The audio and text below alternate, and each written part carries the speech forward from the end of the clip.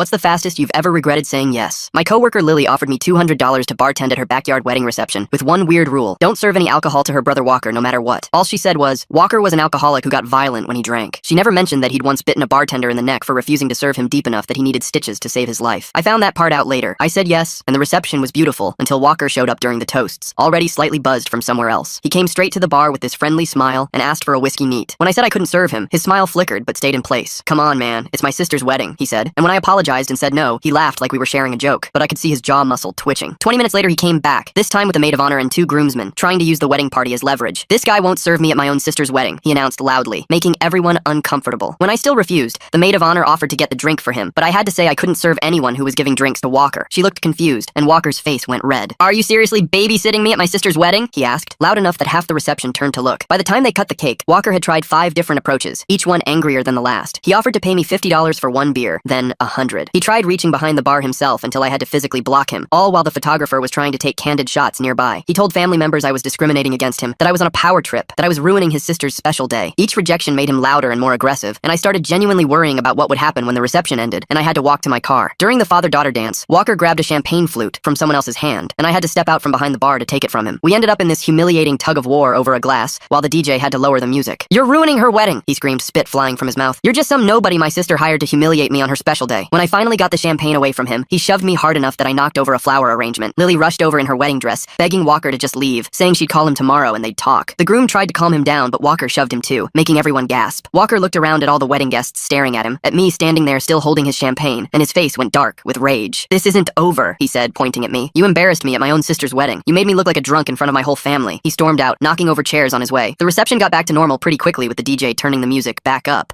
and Lily's friends trying to salvage the mood. Everyone kept telling me I'd handled it well, that Walker always tried to ruin family events, that he'd cool off by tomorrow. By 11, the older guests had left and the young people were dancing, and I was actually relaxing, thinking I'd earned the easiest $200 ever. Walker was probably at home sleeping it off, and I'd never have to see him again. I was packing up the bar supplies while the last guest danced to slow songs when we heard a car screech into the driveway. The music was loud, but not loud enough to cover the sound of someone kicking in the side gate. Everyone went quiet as Walker appeared at the edge of the tent, completely wasted now, swaying, but somehow more focused than before. He was holding a bottle of whiskey in one hand and a tire iron in the other, his eyes bloodshot and locked on me. Where's that bartender who thought he could embarrass me at my sister's wedding? He slurred, taking a step forward as everyone backed away. Lily screamed, Walker, no! But he wasn't looking at her, just at me, tapping the tire iron against his palm as he smiled. He took another step toward me, and I backed up behind the bar table, my hands already reaching for anything I could use. The wedding guests scattered in every direction, some running for their cars while others froze in place, watching. My fingers found the soda gun hose just as Walker raised the tire iron over his head. I squeezed the trigger and sprayed soda water straight into his face, the stream hitting his eyes hard enough to make him jerk back. He swung blind and wild, the metal bar whistling past my head and crashing into the bottles behind me. Glass exploded everywhere, champagne and wine mixing on the ground as I dropped and rolled to the side. My hand found the fire extinguisher under the bar, and I yanked it free from its bracket. Walker was wiping his eyes with one hand, still swinging the tire iron with the other, cursing and spitting as he tried to clear his vision. The metal bar smashed into the spot where I'd been standing, sending more bottles flying. I pulled the pin on the extinguisher and aimed the nozzle at his face, squeezing the handle hard. White foam blasted out in a thick cloud that covered his whole head and chest. He stumbled backward, coughing and gagging on the chemical spray, his arms waving to clear the air. The tire iron dropped from his hand for a second before he grabbed it again, but the foam gave me space to move toward the edge of the tent. Someone behind me was yelling that they'd called 911, their voice high and panicked, but Walker stood between me and the house where everyone else had fled. He wiped the foam from his face with his shirt, his eyes red and streaming tears but locked on me with pure rage. The whiskey bottle in his other hand sloshed as he steadied himself, then he charged at me with the tire iron raised again. I grabbed the ice bucket from the bar and threw it at his legs as hard as I could. The metal bucket hit his shin, and ice scattered across the grass, making him stumble but not fall. He kept coming and swung hard, the tire iron catching the edge of my shoulder as I tried to dodge. Pain shot down my whole arm like electricity, making my fingers go numb. I grabbed a folding chair with my good hand and held it up between us like a shield just as he brought the tire iron down again. The metal bar crashed into the chair frame with a sound like a bell, bending the aluminum legs. He swung again and again, each hit bending the chair more until it was just twisted metal in my hands. I shoved the ruined chair at his chest and ran for the driveway, my shoulder burning with every step. His footsteps pounded behind me, getting closer. The whiskey bottle flew past my head and exploded against someone's car, showering the hood with glass and alcohol. I threw my arms up to shield my face, but felt sharp pieces slice into my forearm, warm blood immediately running down to my elbow. The photographer appeared at the back door of the house, waving both arms frantically for me to come inside. I changed direction hard, my shoes slipping on the grass, and sprinted toward the door, with Walker right behind me. His breathing was loud and ragged, mixed with curses and threats about what he'd do when he caught me. I dove through the doorway, and the photographer grabbed my shirt to pull me all the way in. We both slammed our weight against the door, and I held it while she turned the deadbolt. Walker hit the door a second later, the whole frame shaking from the impact. He pounded on it with both fists, screaming that I couldn't hide forever, that he'd find me and make me pay for embarrassing him. Each hit made the door rattle in its frame, and I was sure it wouldn't hold. Through the kitchen window, I could see him stalking around the side of the house, looking for another way in, still carrying that tire iron. The photographer handed me a stack of of kitchen towels for my bleeding arm while she dialed 911 again on her phone, telling them our exact address and that someone was trying to break into the house with a weapon. I pressed the towels against the cuts, watching through the window as Walker went back to the driveway. He stood there for a moment, swaying and looking at all the cars, then raised the tire iron and brought it down on my windshield. The safety glass spiderwebbed but held for the first hit. He hit it again and again until the whole windshield caved in, chunks of glass falling onto my dashboard and seats. He moved to the next car and smashed its driver's side window, then the next, working his way down the line of vehicles. Glass covered the driveway like diamonds, crunching under his feet as he destroyed every window he could reach. Finally, after what felt like hours but was probably only minutes, police sirens cut through the night air. 2 patrol cars pulled into the driveway with their lights flashing red and blue across the house and trees. Walker didn't run or try to hide. He just stood there in the middle of all that broken glass, still gripping the tire iron, swaying on his feet and yelling that I'd ruined everything, that this was all my fault. The officers got out of their cars with their hands on their weapons, ordering him to drop the tire iron. He looked at them, then at the house where I was watching from the window, and for a second I thought he might charge at them too. Instead, he started yelling about how I'd ruined his sister's wedding, and this was all my fault while the cops kept telling him to drop the weapon. More guests came outside to watch, and I could see Lily pushing through the crowd in her wedding dress, mascara running down her face. The officers drew their tasers, and Walker finally seemed to notice them, looking down at the tire iron like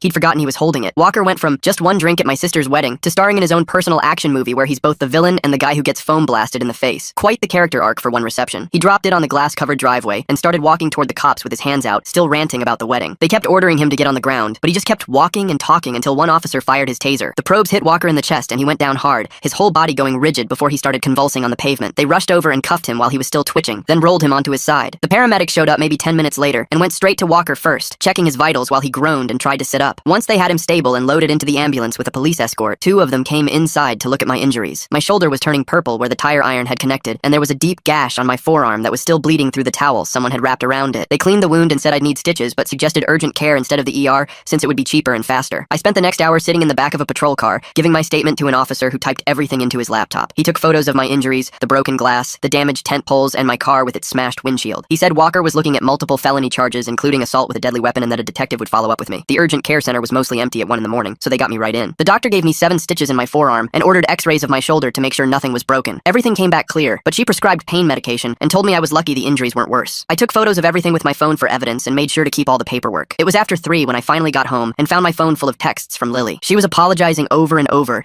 but also asking me not to press charges, saying Walker needed treatment, not jail time. She offered to pay all my medical bills and fix my car if I'd just tell the police it was a misunderstanding. I was too tired and angry to deal with her, so I just took my pain pills and went to bed. The next morning, a detective called to follow up on the case. He explained that even if I wanted to drop the charges, which I didn't, the state would proceed anyway because of the weapon and how many witnesses there were. He gave me a case number and the contact info for a victim advocate who could help me through the court process. My car was undrivable with the smashed windshield, so I had to call my insurance company to arrange a tow. The deductible was $500 that I really didn't have right now, but there was no other choice. The tow truck driver looked at the damage and said he'd seen worse, but never from a wedding reception. I had to get a rental car, which was another expense I couldn't afford. I called out sick from work because my shoulder was throbbing, despite the pain pills, and I couldn't focus on anything. My boss was understanding when I vaguely explained there'd been an incident, but I worried about burning through my sick days. I spent most of the day dealing with insurance paperwork and trying to rest. Lily called me 8 times before I finally picked up. She was crying about how Walker was still in jail, and their parents were devastated and this was going to ruin his life. She offered me $1,000 cash to tell the prosecutor it was all a misunderstanding and Walker hadn't really meant to hurt me. I hung up on her without saying anything. The next morning, my phone rang with a number I didn't recognize, and the woman on the other end said she was from the victim advocate office. She explained that Walker would probably make bail within a day or 2, but would have conditions like no contact with me and no drinking and GPS monitoring. She walked me through getting a restraining order and said the paperwork was already started based on the police report. She told me about victim compensation funds for medical bills and property damage, but warned me the process could take months. When she mentioned Walker getting out soon, my stomach twisted into a knot and I had to sit down on my couch. That afternoon, I started seeing videos from the wedding popping up on Facebook and Instagram. Someone had filmed Walker grabbing the champagne from that guest and our tug of war over the glass. Another video showed him shoving the groom and knocking over chairs on his way out. The worst one was from outside when he came back with the tire iron, though.